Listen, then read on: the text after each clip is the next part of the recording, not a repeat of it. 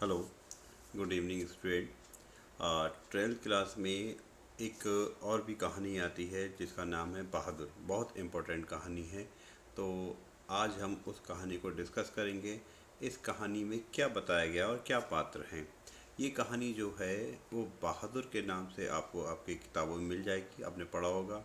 इसके जो लेखक हैं अमरकांत जी, वो ये बताते हैं कि किस तरीके से जो अमीर वर्ग के लोग होते हैं वो अपने नौकरों के साथ किस तरीके का व्यवहार करते हैं, किस तरीके का अत्याचार करते हैं। चलिए हम आपको इस बहादुर कहानी का सारा सारांश बताते हैं, कथा वस्तु बताते हैं और पेपर में आपको ये किस तरीके से लिखना है। सबसे मोस्ट इम्पोर्टेंट पार्ट ये है कि आपको एग्ज़ाम में किस तरीके से लिखना है, तो उस पे आप फोकस कीजिए। जिस तरीके से हम आपको बताएंगे आप उसी तरीके से सेम एग्ज़ाम में लिखिए, आपके नंबर भी अच्छे आएंगे। और जब आपका टीचर चेक करेगा तो उसको पॉइंट टू पॉइंट आपकी सारी हिस्ट्री जो क्वेश्चन की आपने लिखी होगी, कथा वस्तु होगी, वो पॉइंट टू पॉइंट जल्दी समझ में आएगी और इससे आपकी मार्किंग अच्छी हो जाएगी काफ़ी हद तक।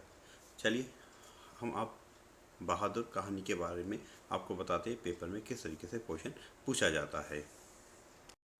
पेपर में क्वेश्चन लिख के आएगा आपका कि निम्नलिखित में से किसी एक कहानी का सारांश या कथा वस्तु कह सकता है या कथानक या कथासार अपने शब्दों में लिखिए। तो आप उसे किस तरीके से लिखेंगे, कैसे एक्सप्लेन करेंगे, देखिए। आप सबसे पहले हेडिंग डालेंगे कहानी का परिचय। कहानी का परिचय में यहाँ एक तरफ हेडिंग डालेंगे कहानी और दूसरी तरफ लिखेंगे कहानी का नाम। कहानी का नाम जो है वो बहादुर है, ठीक है। इसके साथ फिर अगला हेडिंग डालेंगे आप लेखक। लेखक का नाम अमरकांत जी हैं, ठीक है। मुख्य पात्र कौन है, तो मुख्य पात्र इसमें एक बहादुर नाम का लड़का है, ठीक है। अन्य पात्र कौन कौन हैं, अन्य पात्र जो हैं करेक्टर हैं आपके, वो नंबर 1 निर्मला है, किशोर है और निर्मला के पति हैं, ठीक है। ये हमें देखने को इस कहानी में मिलेगा कि कहानी का उद्देश्य क्या है। कहानी का जो उद्देश्य है वो मेन उद्देश्य ये है कि अमीर वर्ग के लोग जो होते हैं उनके द्वारा घरेलू नौकरी पर किए जा रहे अत्याचारों का विरोध करना, ठीक है। तो आप इसको अच्छे से समझिए। आगे हम इसको आगे बढ़ाते हैं कहानी को। फिर अगला हेडिंग आप पेपर में डालेंगे कहानी का सारांश। कहानी का सारांश जो होगा उसके मूल बिंदु से शुरू होगा, ठीक है। मूल बिंदु क्या है, ये है आपका बहादुर का। सबसे पहले हेडिंग पेपर में आप हेडिंग डालेंगे अपनी कॉपी में लिखते वक्त बहादुर का प्रारंभिक जीवन काल। बहादुर कहाँ से आया था और वो क्या करता था। तो मुख्य कहानी की स्टोरी शुरू होती है, कहते हैं कहानी का प्रमुख पात्र जो है वो एक बहादुर नाम का लड़का है जिसकी उम्र 12 से 13 वर्ष की है, जो एक पहाड़ी नेपाली लड़का होता है या बालक है। उसके पिता की एक युद्ध में मृत्यु हो गई थी, ठीक। और बहादुर की माँ उसे बहुत मारा करती थी, ठीक। और इसी के साथ साथ इसीलिए वह क्या करता है, घर छोड़कर भाग जाता है और एक मिडिल क्लास यानी एक मध्यवर्गीय परिवार में फिर वो जाकर नौकरी करने लगता है। आपको पहली प्रारंभिक इसका जीवन आपको ये बताना पड़ेगा। उसके बाद आता है अगला हेडिंग आप डालेंगे कि इसमें बहादुर का निर्मला के घर नौकरी करना, जहाँ पे वो काम करा करता था। तो बहादुर क्या काम करता है, बहादुर निर्मला के घर में नौकरी कर लेता है। निर्मला का घर जो होता है उसका भाई लेकर उसको आता है, बहादुर का भाई उसको लेकर आता है, ठीक है। उसके बाद जो बहादुर को लेकर आता है, ठीक। और कहते हैं बहादुर निर्मला के घर का जितना भी काम होता है बहुत ज़्यादा कड़ी मेहनत और ईमानदारी से करता है।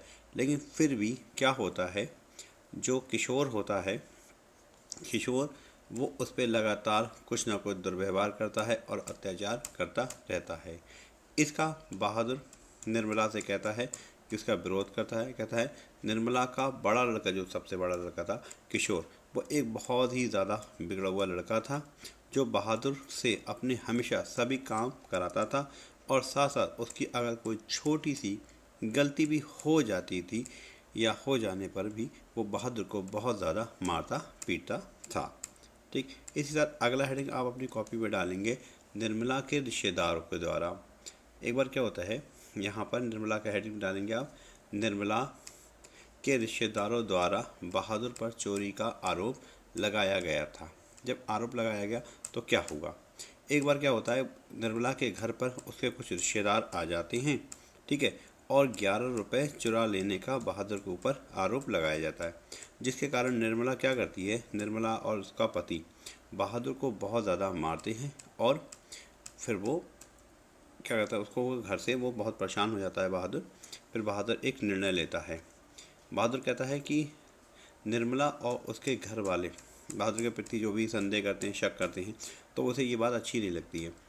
चोरी करने वाली घटना के बाद जब निर्मला के घर वाले बहादुर पर शक करने लगते हैं या संदेह करने लगते हैं, जिसके कारण क्या होता है, बहादुर बहुत ज़्यादा दुखी रहने लगता है, और अंत में क्या करता है बहादुर, एक से मतलब गलती से उसका जो दिल था वो बहुत ज़्यादा टूट जाता है। वो ऐसा था नहीं कि उसने चोरी नहीं करी, लेकिन फिर भी उसे चोर कहा जाता है, और साथ ही साथ उसकी बहुत ज़्यादा पिटाई भी लगाई दी जाती है। बहादुर क्या करता है, फिर उस सदमे में आकर वहाँ से वो चला जाता है, क्योंकि वहाँ उसकी इज़्ज़त अब नहीं करी जाती है। जब बहादुर चला जाता है तो जो निर्मला के घर वाले होते हैं, और उनको पश्चाताप होता है कि भाई मैंने ऐसा नहीं करना चाहिए था, ठीक है। तो यहाँ पे क्या है, यही कहानी का थोड़ा आगे मोटिव आता है।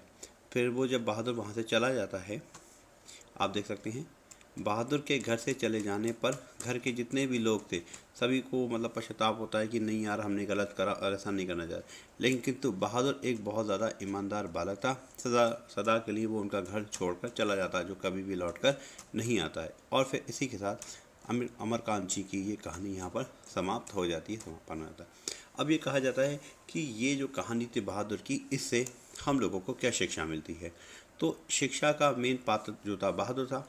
शिक्षा हमें ये मिलती है, बहादुर कहानी से हमें ये शिक्षा मिलती है, कभी भी हमें गरीब परिवार के प्रति अत्याचार नहीं करना चाहिए, हमेशा उसके प्रति सहानुभूति का व्यवहार रखना चाहिए, और उनके मान सम्मान का भी हमेशा हमें ध्यान रखना चाहिए। और इस कहानी के माध्यम से एक संदेश कवि हमें देता है। क्या देता है, देखिए, कहता है कि सभी के हित में ही हमारा हित निहित है। और इसी के साथ ये बहादुर की कहानी पूरी ख़त्म होती है। ठीक।